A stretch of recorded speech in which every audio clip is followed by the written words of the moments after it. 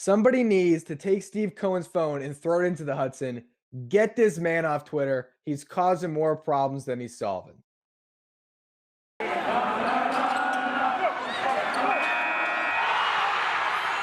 are Locked On Mets, your daily New York Mets podcast.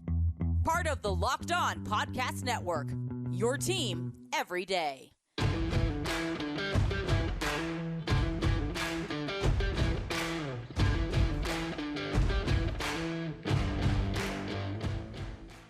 So the Mets had an off day on Thursday, and it could have been a day to just put the Mets on the back burner. It was Yom Kippur. Everyone could have just stopped focusing on Mets baseball. And for a day, they could have faded to the back.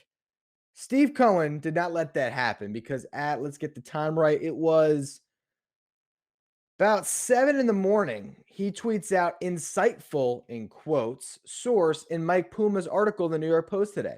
The person who can guess the source correctly will have the opportunity to sit with me in my suite at Citi Field. First one right wins. He later expanded that to the first 3 that were right would win, and he had a winner within minutes. But on today's show, we're going to talk about all the layers of this because this drama has 3 main players. Steve Cohen, Mike Puma, who wrote the article that frustrated Steve Cohen so much, and the source, the mysterious source who Steve Cohen ultimately outed as David Samson, although David Samson and Mike Puma have both said that is not the case. In the first segment today, I'll talk about the article that has Steve Cohen so upset. I'll talk about his reaction to it. In the second segment, we're going to talk about the source, which was apparently David Samson. Maybe it wasn't David Samson. I got a lot of opinions on that. I actually am a little bit of a fan of David Samson. I'll tell you why when we get to that segment. And finally, in the last segment, I'll talk about why this story never should have happened. And Steve Cohen continues to make way too many problems for himself by getting on Twitter and waging wars that he doesn't need to. But before we get to any of that, I'm your host, Ryan Finkelstein. If you want to find any of my work, follow me on Twitter at Finkelstein Ryan. You can also find some of my writing about the Mets at justbaseball.com. So let's go through the source's quote in Mike Puma's article. And the article was titled huge. Let me get the exact title for you real quick here. I don't want to misquote anyone because the title was very clickbaity. The article was clickbaity, and Mike Puma is certainly to blame for that. So you have, quote, huge Steve Cohen tweeting issue. Other missteps could hurt Mets search. I'll tell you, that's great for SEO. Got a lot of big, bold words there. That's going to get clicks for the New York Post. And I can completely understand criticizing Mike Puma for writing this article. But what I will say when it comes to Puma and this article and the source that he had, I will always have a soft spot for journalism. Journalism was my background. I got a degree in journalism. I didn't want to pursue journalism ultimately when it came to being a beat reporter and getting on the scene, which is what I initially went to school for, because I learned that there was other avenues to cover sports, and having my own podcast where I could share my opinion and really put my personality into my coverage of a team is something that felt more natural to me than trying to curate sources and trying to remain impartial when at times I can't remain impartial. And so I like the lane that I ended up in, but I understand what Mike Puma has to do. He has to get clicks for the New York Post. I get it. And I also understand that to get information at times, you need anonymous sources. So the anonymous source in the article is a former MLB executive. That is very wide ranging. That could be anyone like Brodie Van Wagenen, a former GM, all the way down to someone who just merely worked in the front office for a couple of years and was an analyst. It could be really anything.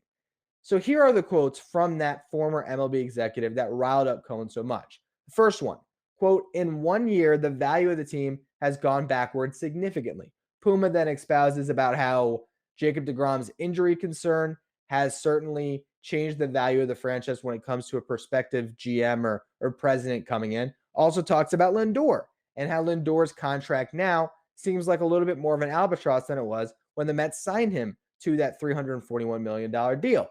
Now, if we're just talking about the information, is he completely wrong there? In those 2 instances, I don't know if he is. DeGrom's injury concerns are certainly there. And for Lindor, I think that he's had a better year than people are giving him credit for. The defense has been remarkable. He's been good since mid-May. So I don't look at him as a player that's had an awful year that's not going to be good next year. I think he's going to be good for the first 5 years of this deal, and that is what a new GM or president will be concerned with. So I can say that those things wouldn't concern me, and if I was an executive, I'd still sign up to have those two guys on my team. But point is somewhat valid. Then you have this one. Quote, they had these two hires and it looks like they're in disarray. Now, that was in regards to Jared Porter and Zach Scott, which is fair. It's fair. Whoever that executive was, that's a fair comment. The other one, and this is the one that probably got Cohen a little bit more out of sorts, was, quote, Cohen is out there tweeting about the organization and about stuff that he shouldn't be tweeting about like he's a fan. Why would somebody want to sign up for that? I think it's a huge issue. And just to get to the last part of the sourcing here, they also talk about Luis Rojas, whether he be retained. Alderson apparently really does want Rojas to come back. Cohen might be on board with that, but he was also a big fan of Carlos Beltran before Beltran was let go, and that was obviously before Cohen owned the team. So that's all the reporting that's in the article. And I understand that Cohen has his gripes with it, but none of that is that crazy. And you get to the big money quote about the tweeting too much. To respond to that by tweeting, aren't you proving his point? If that is Puma's goal, his goal is to be clickbaity. If that's what you think, by going at Mike Puma with a tweet, I know it was a fun tweet. I know this plays into his sense of humor. And at times, I've been all for Steve Cohen on Twitter. He has been a lot of fun at times. But at times he crosses the line. And in this instance, you're creating a story where there did not need to be a story. I read this article by Mike Puma last night. I forgot about it. Completely forgot about it. I mean, obviously, when it was brought up, I knew what they were referencing, but I didn't do a show about it yesterday. I didn't talk about it on Locked On Mets. It wasn't a big deal today. My entire show is on this article. Why? Because Steve Cohen made it a story. You're shooting yourself in the foot. Like, why? Because you're so mad at what Puma said, or because you didn't like the source? So then we get to that aspect of it, the David Samson element here, because it certainly appears, if you read that initial tweet, and we'll go back to it before we get to the next segment, quote, insightful source in Puma's article in New York Post today, the person who can guess the source correctly will have the opportunity to sit with me in my suite, yada, yada, yada. But the insightful in quotes tells you that Steve Cohen has a problem with the source. And we'll talk about who that source was, or who Cohen thought it was, and why it may not have been that person, which was David Samson. We'll get to that in just a minute. But first, Built Bar is the best tasting protein bar ever. Did you know that Built Bar has so many delicious flavors that there really is something for everyone, whether it's the coconut bar, the cherry barcia, raspberry, mint brownie, double chocolate, salted caramel, strawberry, orange, German chocolate, or my personal favorite, cookies and cream. If you haven't tried all the flavors, you can get a mixed box where you'll get 2 of each, and you can see which ones you like best. These are protein bars that taste like candy bars. They come covered in 100% chocolate. They're soft, they're easy to chew, and they're healthy. Built Bars come low in calories, low in sugar, but they are high in protein and high in fiber. If you want to try Built Bar today, go to BuiltBar.com, use the promo code LOCK15, and you'll get 15% off your next order. Again, that's promo code LOCK15 for 15% off at BuiltBar.com. All right, so now let's talk about the David Samson element to this story, the third player in this. A couple hours after his initial tweet, Steve Cohen said, well, space, comma, space. He is terrible with punctuation on Twitter. As someone who writes for a living, it is frustrating. No space after a period at the end of the sentence. The periods, the commas, they're all over the place. I get it. This guy's about numbers, but the punctuation could be better. Anyway, the tweet is, well, comma, Twitter figured it out as usual. The source, comma, who has already put out the pre-denial denial is David Samson. I will have my press people reach out to the 3 winners. Then he follows it up by saying, by the way, who is this guy? Look, I'm sorry. If you are that offended by this source, and I don't know how he would have figured out that it was David Samson. Don't know. To me, David Samson has been very vocal against Steve Cohen all year on his podcast, Nothing Personal, and some of his other media appearances. So the idea he doesn't know who this is You're trying to make it seem like this guy's a nobody. I don't love that. I don't love this idea of he bothers you, but then you're trying to diminish him. Don't know about that. So then we get to the fact that Mike Puma says it wasn't Samson. Samson says it wasn't Samson. And I guess I should pull up David Sampson's tweet where he talks or he denies it and gives his points on why he denies it. So he had a 5-point tweet. He said, 1, when I say something, it's on the record and my name is attached. 2, the universe of potential sources is endless. 3, I would be happy to come to a game with you so you are not alone. 4, good luck the rest of the way. 5, it's just business. It's nothing personal. And then later he retweeted what Mike Puma said, where he said, I'm not going to take guesses all day on the identity of former MLB executive. I quoted my story today. I will say it's not David Sampson. That's it. And David Sampson retweeted it, said, sorry, Steve Cohen, but I hope those 3 fans still get to watch the game with you. Let me talk about why I am a fan of David Sampson. I was not originally a fan of David Sampson. For those of you who've been listening, you know I live in South Florida. So I have grown up around David Sampson my entire life. I have seen the Marlins franchise play out for a long time, which of course was the team that he ran for many, many years.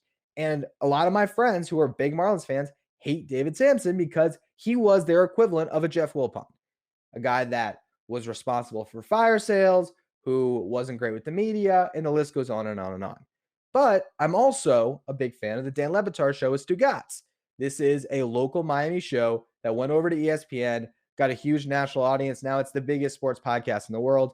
And David Sampson appears every Thursday for their local hour. So I've heard David Sampson talk for the past 2 or 3 years now on a regular basis. And David Sampson is, for one, great at the media game. I will say that he's very entertaining, delivers great stories, but he's also been very transparent and transparent even with his own shortcomings and even with the mistakes he's made. So this turn that he's made into the media, I have grown to respect David Sampson as someone who is trying to shed a light on a part of the industry of sports that we never talk about, the business side. He is giving you the business perspective of sports with his show, Nothing Personal. Now, I don't tune into that show all the time, but when there's a big story, I'll tune in. Guess what? Because of this, I'll tune in to Friday's Nothing Personal, and a lot of people will. So for one, Steve Cohen just did Sampson a huge favor because now, if you were trying to attack the guy, guess what? He just got more follows, more downloads, more subscribers, all that good stuff.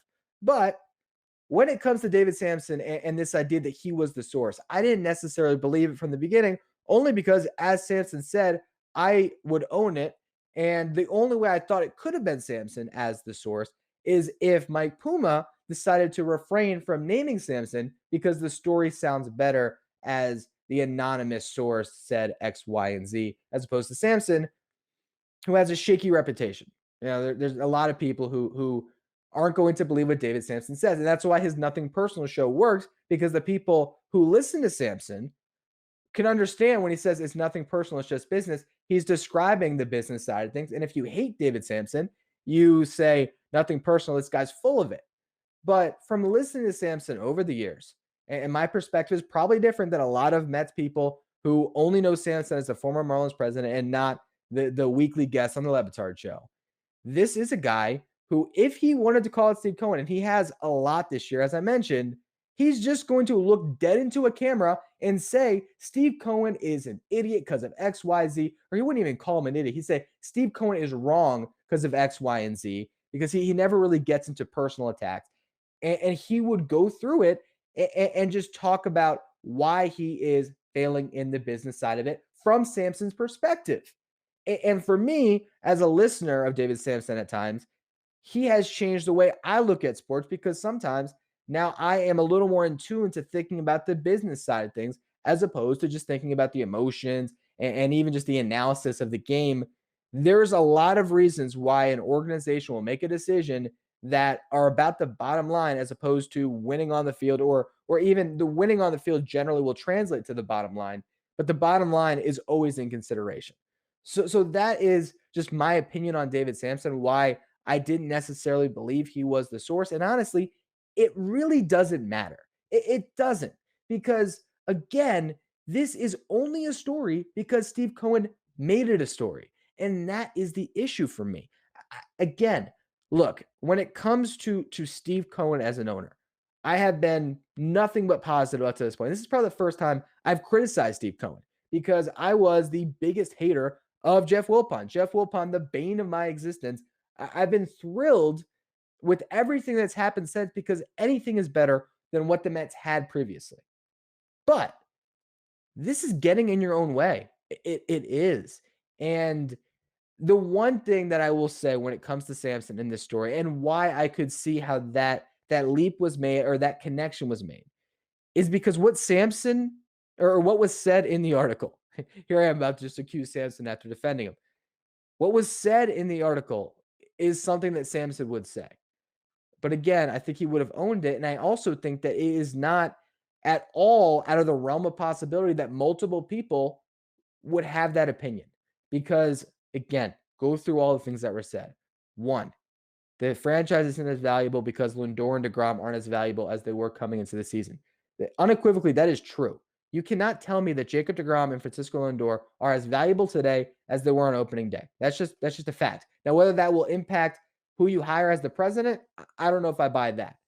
You could talk about the other aspects of how the farm system has been great this year and a lot of the things that make this job more attractive now than it was then. I don't know if I agree with Puma's, entire his modus of writing the article and his perspective on this situation, but I do believe there's executives out there that would say these things, and it didn't have to be Samson. But what it all comes back to is Steve Cohen, and that's what we're going to talk about in the last segment here, because I think that Steve Cohen needs to take a look in the mirror when it comes to what he wants for the Mets and his role in creating stories like this and what that does to the franchise, because all it does is lead credence to the article he was dismissing in the first place. All eyes are on the gridiron as teams are back for the start of the football season. And as always, BetOnline is your number one spot for all the pro and college football action this season. With a new updated site and interface, even more odds, props, and contests are available at betonline.ag, which continues to be the number one source for everything football. So head to the website or use your mobile device to sign up today and receive your 100% welcome bonus. That's double your initial deposit just for signing up. Don't forget to use the promo code NFL100. From football, basketball, and boxing, right to your favorite Vegas casino games, don't wait to take advantage of all the amazing offers available for the 2021 season. BetOnline is the fastest and easiest way to bet on all your favorite sports. BetOnline, your online sportsbook experts. Does this sound familiar? You've got one device that lets you catch the game live, another that lets you stream your favorite shows, you're watching your sports highlights on your phone, and you've got your neighbor's best friend login for the other good stuff you're missing. Well, I want to tell you about a simple way to get all the entertainment you love without the hassle, and a great way to finally get your TV together. It's called DirecTV Stream, and it brings your live TV and on-demand favorites together like never before. So you can watch your favorite sports, movies, and shows all in one place. That means no more juggling remotes and no need to buy another device ever again. And the best part, there's no annual contracts. So get rid of the clutter and the confusion. Get your TV together with DirecTV Stream. You can learn more at directv.com. That's directv.com. Compatible device required. Content varies by package. Think about some of the big stories we've had with Mets Twitter and Steve Cohen. You had the Kumar rocker referring to him as an investment, and that went sideways. We had this latest one. You have the positive stuff for sure, but this idea that Twitter is a good thing, that Steve Cohen's on there, I don't think that's entirely the case. It's good for the fans. The fans love it. I mean, the fans are on his side the whole way. I think the opinion is still, why is the media harder on Steve Cohen than they ever were on the Wilpons? And there is certainly a ring of truth to that.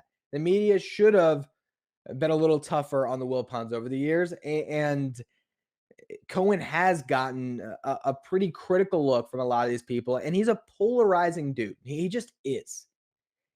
I also think Steve Cohen is used to being in control of situations. This is a guy, and I think David Sanson would be the first to agree with this as well, who's great at his day job, who's great at being the hedge fund guy. No doubt about it. He makes a ton of money. He knows that industry inside and out, and there's no one better at that. This is a foreign industry to him, and he is learning on the fly. When it comes to public relations, though, these missteps are damaging the outlook of the franchise. Like it or not, this is a problem. Not a huge one, not one that can't be solved with money and with coming to terms with the right executive who can see past it, who can see through the quirks and can see, okay, this is a guy who really cares. And if I do my job well, he's going to be amazing. Steve Cohen being the owner of a first place Mets team is going to be a hell of a lot of fun because there's not going to be a lot to come back at. Right now, the Mets are just at such a bad state, and Steve Cohen is the biggest of Mets fans. So he is. Think about your dad, right? And this is just me personally. Think about the emotional stress that Mets fans are under. Everyone has a Mets fan in their life that has taken this season really hard, and maybe it's you yourself in the mirror. Steve Cohen's that, and so a story like this is going to frustrate him, especially when you're saying the value has gone down since Cohen came in. He's saying, hell no. Hell no. A Steve Cohen run Mets is way more valuable than a Wilpon run Mets. And I agree with him. But when you come back at Mike Puma, what are you gaining? You're not gaining much of anything. It's better to sit on it, vent to your wife, your friends, whatever it is, because the story would have died. Now you know how many more clicks Puma got? You know how many downloads Samson's going to get on his podcast? And sure, Steve Cohen got some likes. Let me look at how many likes he got. I'm sure if Steve Cohen has really got into Twitter, maybe he enjoys the likes. He got over 1,000 likes on pretty much every tweet. 1.6 thousand likes on the insightful tweet. But guess what? Let's look at this one. And maybe this is just a reflection of not as many people on Twitter today because of Yom Kippur. But great energy in the stadium last night. Thank you, fans, for sharing a special night. That got 6.1 thousand likes. I know how much all of you care for this team. It doesn't go unnoticed, 9.6 thousand.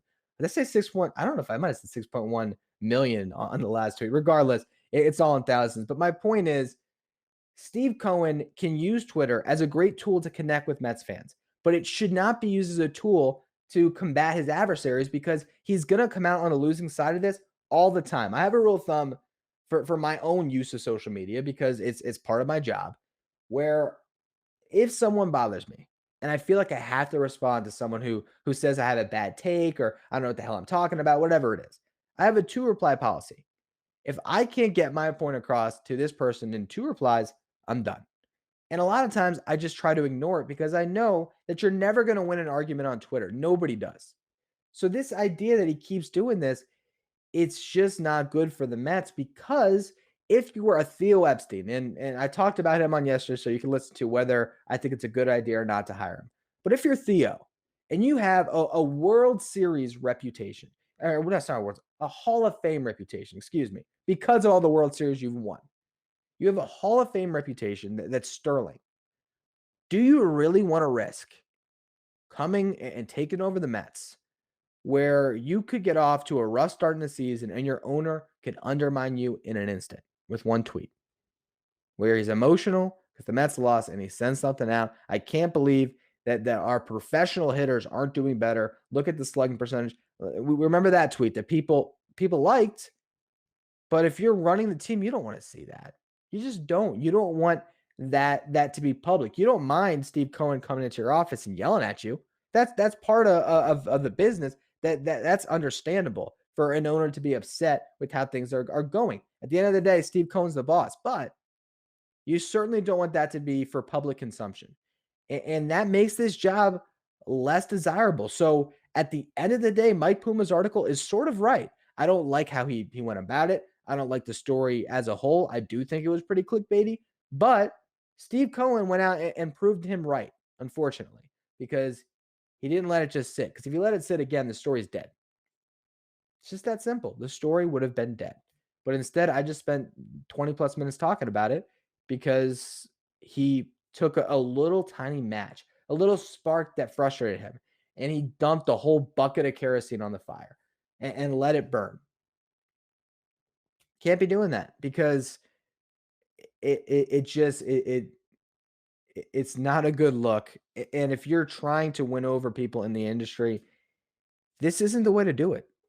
It's not. It's not. So hopefully Steve Cohen eventually learns from this. And maybe again, if the team is just really successful, a lot of this gets washed away because I think a lot of these tweets have come out of frustration. But at times, there's a reason why most owners aren't on Twitter. It's just when you really equate what you gain and what you could lose, it's not worth it. And so hopefully someone conveys that to Steve Cohen, or someone grabs his phone, throws it into the Hudson, and we don't get these stories anymore because they are a layer of drama that is just completely unnecessary. But it distracted us from a baseball team that is not playing well. So maybe that was the goal all along. The one thing I will say, because we didn't have time to do a big series preview, this is the last chance this weekend. We talked about earlier on this week, or actually last week, the managing expectations episode I did, where I talked about how if the Mets had beaten the Yankees in that series last week, you could take that as a high for the year, and you could live on that throughout the offseason. This is another opportunity to have one of those series that you'll remember. There's going to be a ton of people at these games. Mets, Phillies. You sweep the Phillies, you at least knock them out of the race, or you drag them down with you. And who knows, if the Braves end up having an awful weekend, which we've seen, they have started to fall back down to earth and they have been struggling, you could look up on Monday at a whole new world. At the end of the day, 15 games, it's still about a tenth of your season. So Luis Rojas says it's not over. It's not yet. The team has a little bit of a chance, but the only way that they do is if they reel off like a 10-game winning streak. Got to start this weekend against the Phillies, and it won't be easy because you'll be facing Zach Wheeler and Aaron Nola, amongst others. But we'll be talking about that on tomorrow, or on Monday's episode of Locked On Mets. I will also be releasing a special Friday Farm Report on YouTube only with Jordan Grossman. So you have to go there to find that if you want to learn about some of the other prospects in the Mets farm system that are having a lot of success. Other than that, though, hope you all have a great weekend. Make sure you follow, rate, and review. Follow me on Twitter at Finkelstein Ryan. Follow the show at Locked On Mets. Betting on the Mets does not have to be a guessing game anymore if you listen to the new Locked On Bets podcast, hosted by your boy Q and handicapping expert Lee Sterling. Get daily picks, blowout specials, wrong team, favorite picks, and Lee Sterling's lock of the day by following the Locked On Bets podcast, brought to you by BetOnline.ag, wherever you get podcasts.